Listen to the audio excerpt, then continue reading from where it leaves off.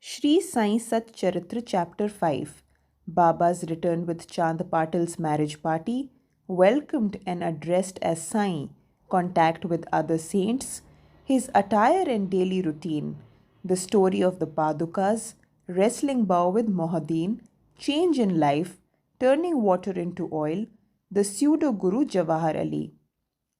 Return with Chand Patil's marriage party. As I hinted in the last chapter, I shall now describe how Sai Baba returned to Shirdi after his disappearance. There lived in Aurangabad district Nizam state in a village called Dhoop a well-to-do Mohammedan gentleman by the name Chand Patil. While he was making a trip to Aurangabad, he lost his mare. For 2 long months he made a diligent search, but could not get no trace of the lost mare. After being disappointed, he returned from Aurangabad with the saddle on his back. After traveling 4 course and a half, he came on the way to a mango tree, at the foot of which sat a fakir, queer fellow. He had a cap on his head, wore kafni, long robe, and had a satka, short stick, under his arm, and he was preparing to smoke chillam, pipe. On seeing Chand Patil pass by, he called out to him and asked him to have a smoke and rest a little. The queer fellow or fakir asked him about the saddle. Chand Patil replied that it was of his mare, which was lost some time back.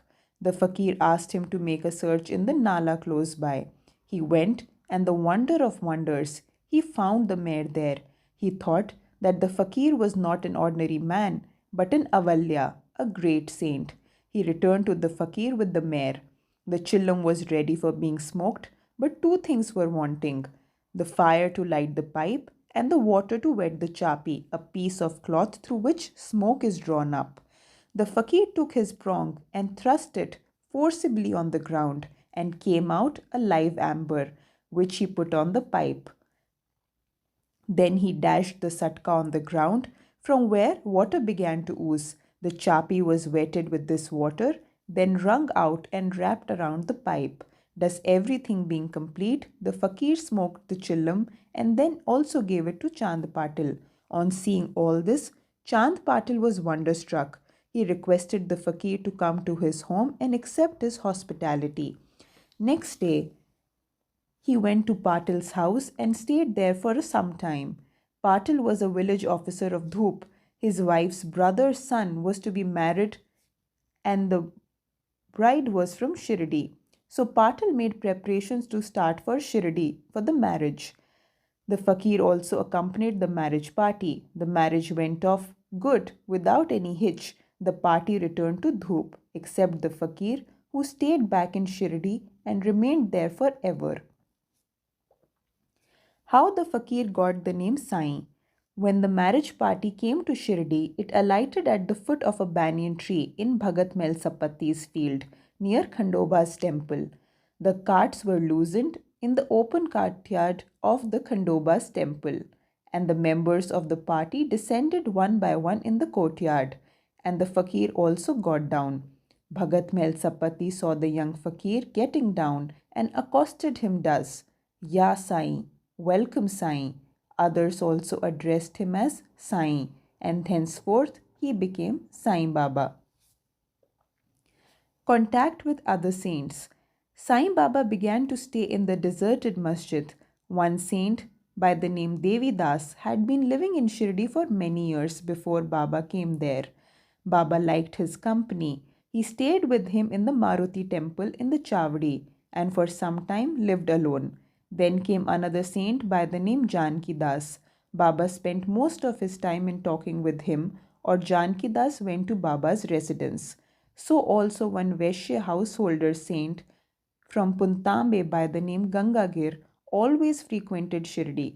When he saw Sai Baba carrying pitchers of water in both hands for watering the garden, he was amazed and said openly, "Blessed is Shirdi that it has got this precious jewel. This man is carrying water today, but he is not an ordinary fellow. As this land, Shirdi, was fortunate and meritorious, it secured this jewel." So also one famous saint by the name Anandanath of Yevala Mutt, a disciple of Akkalkot Maharaj, came to Shirdi with some of his disciples.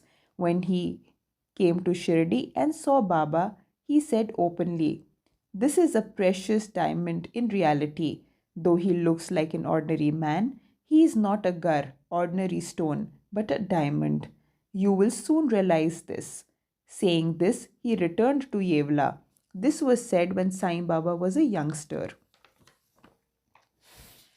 Baba's dress and daily routine.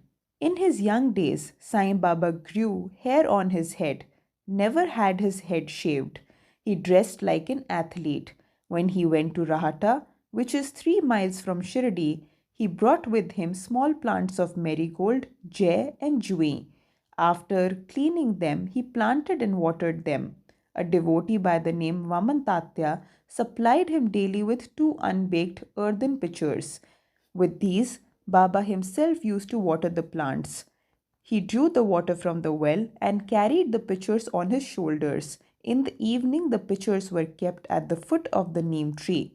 As soon as they were placed there, they broke, as they were made of mud and not baked. Next day, Tatya supplied him with 2 fresh pitchers. This course went on for 3 years, and with Baba's toil and effort, there grew a garden. On this site at present stands the big mansion, Samadhi Mandir of Baba, which is frequented by so many devotees now. The story of the Padukas, footprints under the neem tree. A devotee of Akkalkot Maharaj by the name Bhai Krishanji Ali Bagkar worshipped the photo of Akkalkot Maharaj. He once thought of going to Akkalkot, Solapur district, take the darshan of the Padukas, the footprints of the Maharaj, and offer his sincere prayer there. But before he could go there, he got a vision in his dream. Akkalkot Maharaj appeared in the vision and said to him, "Now Shirdi is my resting place.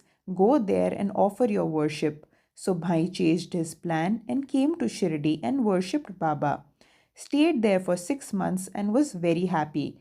As a reminiscence of the vision, he prepared the Padukas and installed them on an auspicious day of Shravan, Shaka 1834-1912 AD, under the neem tree with due ceremonies and formalities conducted by Dada Kelkar and Upasani. One Dikshit Brahmin was appointed for worship, and the management was entrusted to devotee Saguna. Complete version of this story. Mr. B.V. Dev, retired Mamlatdar of Thana and a great devotee of Sai Baba, made inquiries about this matter with Sagun Meru Nayak and Govind Kamalkar Dikshit, and has published a full version of the Padukas in Sri Sai Leela magazine volume 11, number 1, page 25, which runs as follows. In 1834 Shaka, 1912 AD, one Dr. Ramrao Kothare of Mumbai came to Shirdi with his compounder and his friend Bhai Krishanji Ali Bagkar. The compounder and Bhai became intimate with Sagun Meru Nayak and G.K. Dikshit. While discussing things, these persons thought that there must be some memorial of Sai Baba's first advent in Shirdi and his sitting under the holy neem tree. They thought of installing Baba's Padukas there and were going to make them of some rough stone. Then Bhai's friend, the compounder, suggested that if this matter is made to known to his master, Dr. Ramrao Kothare, he would prepare nice Padukas for this purpose. All liked the proposal, and Dr. Kothare was informed of it. He came to Shirdi and drew a plan of the Padukas. He went to Upasani Maharaj in Khandoba's temple and showed him his plan. The latter made some improvements, drew lotus, flowers, conch, disc, mace, etc., and suggested that the following shloka, verse, regarding neem tree's greatness and Baba's yogic powers be inscribed. The verse was as follows: Sada nimbar vrakshasya muladhi vasat sudhastravinam tiktam priyam tam tarum kalpavriksha shadhikam sadhyatam nameshwaram Sadguru Sainatham. Translation: I bow to the Lord Sainath, who by his constant stay at the foot of neem tree, though bitter and unpleasant, made it yet oozing with nectar. The oozing of this tree is called Amrit, nectar, on account of its healing properties, superior than the Kalpavriksha, the wish fulfilling tree. Upasani's suggestions were accepted and carried out. The Padukas were made in Mumbai and sent to Shirdi with the compounder. Baba said that they should be installed on Purnima, 15th of Shravana. On that day, 11 a.m., G.K. Dikshit brought them on his head from Khandoba's temple to Dwarka Mai Masjid in a procession. Baba touched the Padukas, saying that these are the feet of the Lord, and asked the people to install them at the foot of the neem tree. A day earlier, one Parsi devotee by the name Pashta Sheth sent rupees 25 by money order. Baba gave this sum for the installation of Padukas. The total expense of installation came to rupees 100, out of which 75 were collected by subscriptions. For the first 5 years, G.K. Dikshit worshipped the Padukas daily, and then it was done by Lakshman Kacheshwar Jakhadi. In the first 5 years, Dr. Kothare sent rupees 2 per month for lighting the lamp, and he also sent the railing round the Padukas. The expense of bringing the railing from the station to Shirdi was rupees 780, presently rupees 750 paise, and the roofing was paid by Sagun Meru Nayak. Now Jakhadi, Nana Pujari does the worship, and Sagun Meru Nayak offers the Nevadya and lights the evening lamps. Bhai Krishanji was originally a devotee of Akkalkot Maharaj. He had come to Shirdi for the installation of the Padukas in Shaka 1834 on his way to Akkalkot. He wanted to go to Akkalkot after taking darshan of Baba. He asked Baba's permission for this. Baba said, "Oh, what is there in Akkalkot? Why do you go there? The Maharaj of that place, myself, is here only." Hearing this, Bhai did not go to Akkalkot. He came to Shirdi off and on after the installation of the Padukas. Mr. B.V. Dev concluded that Himad Pant did not know of these details. Had he known them, he would have not failed to depict them in the Satcharitra. Wrestling bow with Mohuddin Tamboli and change in lifestyle.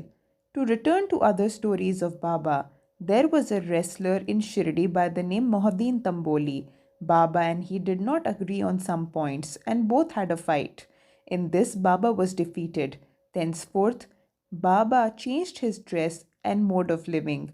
He donned kafni, wore a langot, waistband, and covered his head with a piece of cloth. He took a piece of sackcloth for his bed and was content wearing torn and worn out rags. He always said, "Poverty is better than kingship and far better than lordship. The Lord is always brother or befriender of the poor." Gangagir was also fond of wrestling, and once while he was wrestling, a similar feeling of dispassion descended over him, and at the proper time he heard a voice of an adept saying that he should wear out his body playing with God. So he too gave the sansara and turned towards God realization. He established a mutt on the banks of the river near Puntambe and lived there with his disciples. Sai Baba did not mix with people. He only gave answers when he was questioned. By day he was always under the neem tree, sometimes under the shade of babool tree, near the stream, on the outskirts of the village. In the afternoon he used to walk at random, go at times to Neemgaon. There he frequented the house of Bala Sahib Dengle. Baba loved Bala Sahib Dengle. His younger brother Nana Sahib Dengle had no son, though he married a second wife. Bala Sahib sent Nana Sahib for taking darshan of Sai Baba, and after some time, with his grace, a son was born to Nana Sahib. From that time onwards, people became very regular to see Sai Baba, and his fame began to reach far wide. to Ahmednagar. From thence, Nana Sahib Chandorkar and Keshav Chitambar and many others began to come to Shirdi.